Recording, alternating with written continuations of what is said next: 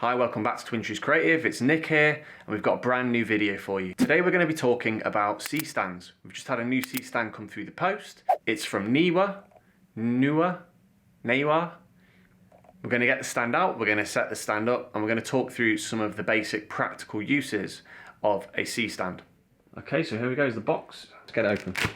Okay, so let's just...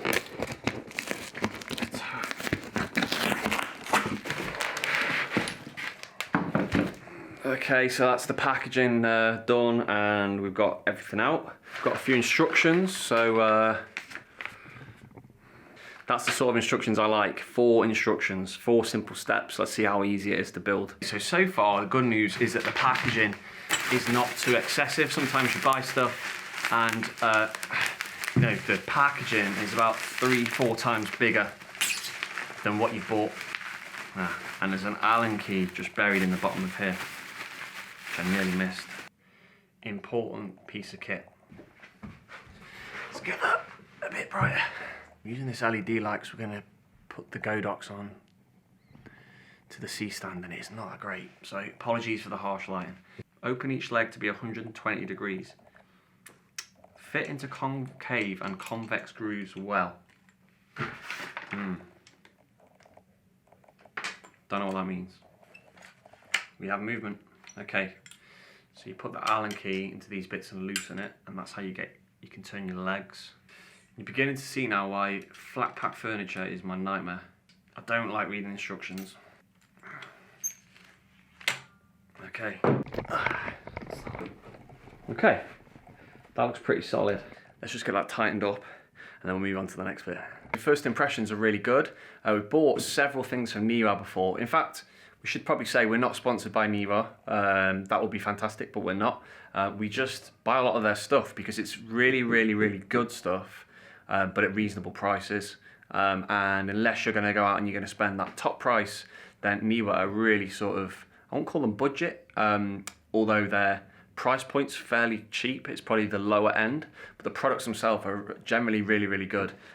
This C-stand was actually the most expensive thing we bought by Neewer by a long way, and you know, we can see where the extra money's gone, which is, I suppose, a good thing. Okay, step 3, insert the pipe to the turtle base. Yeah, tight.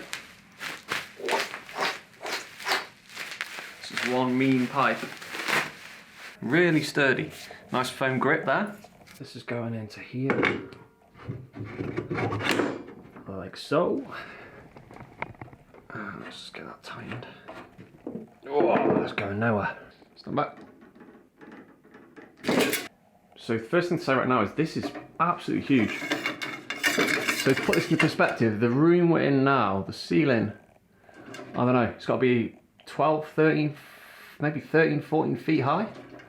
It's 1920s building, and that is only one of the extensions, because this second bit goes up as well. So I reckon, all in all, if you add both of them up, that's going sort of like 16, 17, 18 feet high. Okay, onto the crossbar. Oh. So again, just take a look at this thing, it's actually legit. I mean, these are really solid. Okay, so got it up on there. I'm regretting putting it so high now. That's about 8 feet high. And let's attach the Godox to it. So attach our 150 watt Godox onto the top of this and see what happens. Okay, so it's kind of gone okay. We've got a sandbag on the back there. Let's try and get this higher now so we can get underneath it, because as it stands right now, unless you're shooting something on the floor, that's not going to do a lot of good.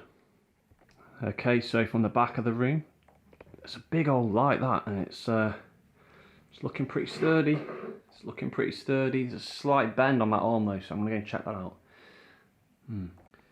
Okay, let's take a look. So we're up pretty high. That is about 11, 12 feet in the air now. And a bit of a gap underneath.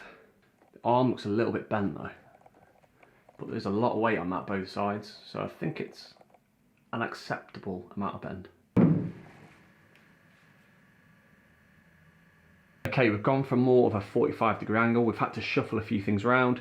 We've actually got the sandbag now on the bottom of the stand rather than on the arm of the stand. And that would be really, really good for shooting anything really, video, photography, product, portraiture. And it looks really stable, really strong. It's really, really solid. It's absolutely not going anywhere. So the other main reason that I bought a C-stand is for flat lay photography, mainly for product shots, for thumbnails and stuff like that. So it took me a little bit of research on the internet to work out what I needed in addition to the C-stand. I'm going to do a separate video for that very soon, but let's just get the camera and the stand rigged up and make sure that we've got everything we need for that. Okay, so that's all set up too. So we've got the gimbal head here and your camera. My camera will just go on the top of there, facing directly down over the product. So all in all, I think you've got to be super happy with it so far. It cost £119 UK pounds. It looks solid, it feels solid. It's just taken a pretty heavy Godox, pretty high up in the air, probably 10, 12 feet in the air, pointing right down, 90 degrees down at a 45-degree angle, didn't flinch. And the good bit is all the bits I bought for the flat lay photography seem to be all set up and going to be working as well. So overall, really happy.